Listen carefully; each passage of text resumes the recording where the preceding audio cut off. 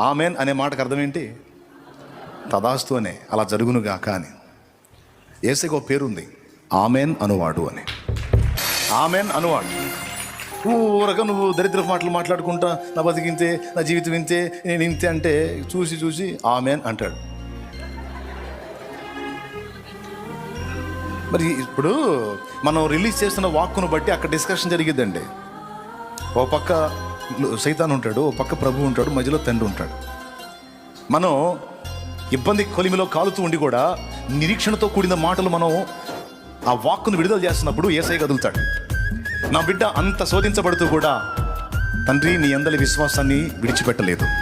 అదిగో నా బిడ్డ నోట ఉన్న వాక్కు చూసావా, విశ్వాసంతో నిరీక్షణతో కూడిన మాట నా బిడ్డ నోట ఉంది తండ్రి.